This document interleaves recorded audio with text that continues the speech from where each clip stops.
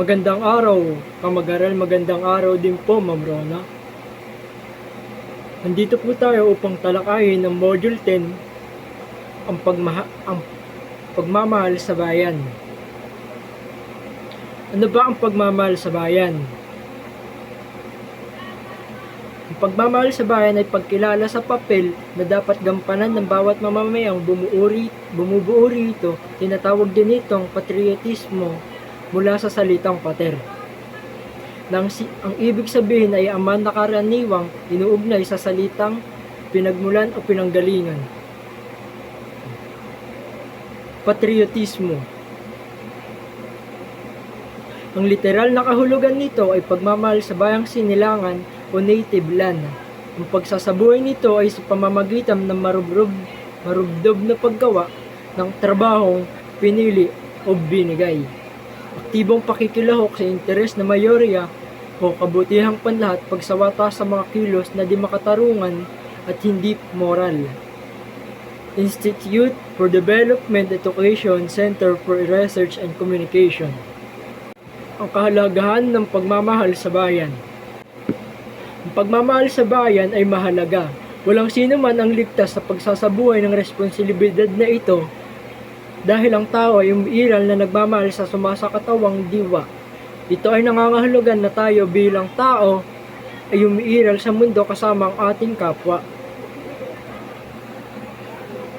Ang mga sumusunod ay mga pagpapahalaga na dapat linangin ng bawat Pilipino upang maisabuhay ang pagmamahal sa bayan. Nakapaloob ang mga ito sa panimula Primabol ng 1987 Konstitusyon ng Pilipinas. Pagpapahalaga sa buhay.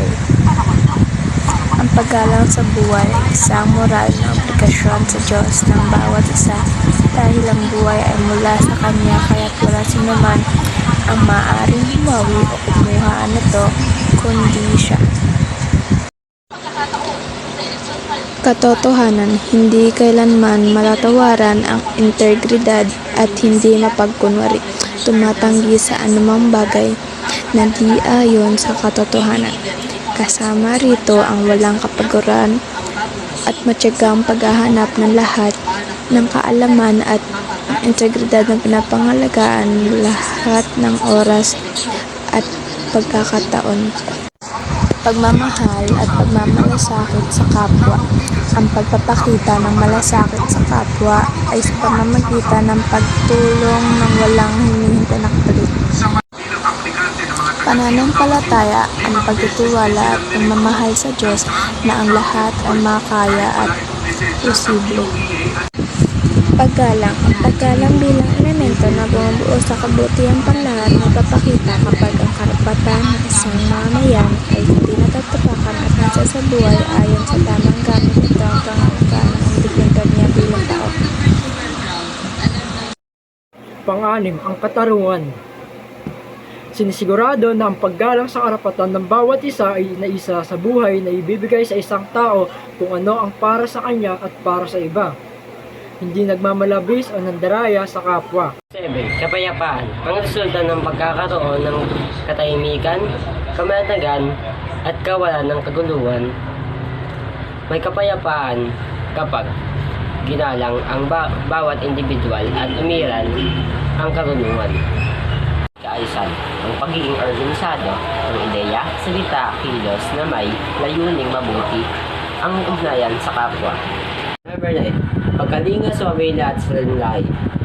Ang pangingibabaw ng papel ng pamilya bilang pangunahing institusyon ng lipunan na siyang tutugon sa pag-unlad na inaasahan ng ikabubuti ng lahat.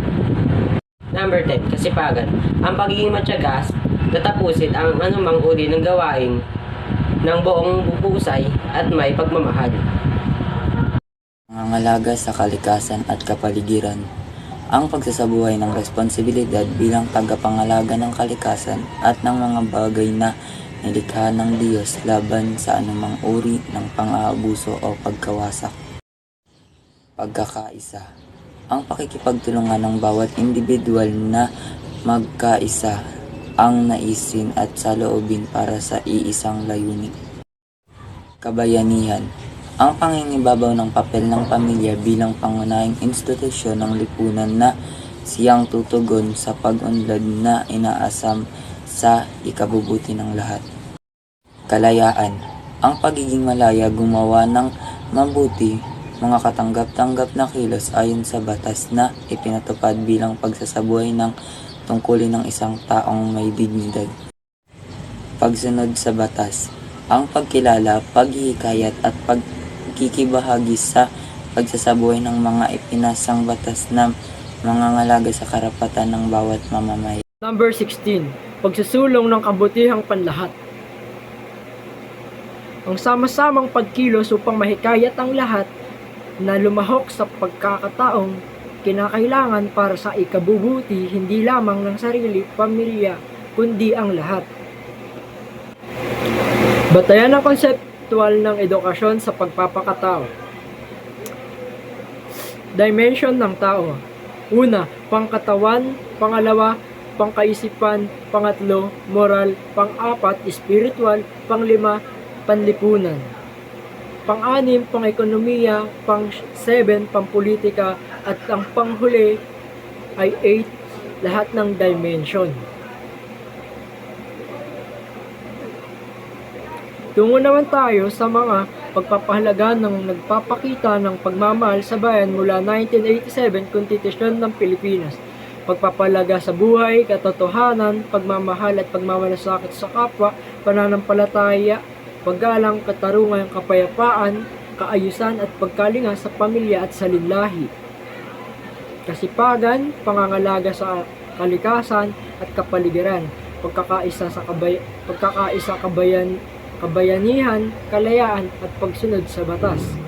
Pagsusulong ng kabutihang panlahat.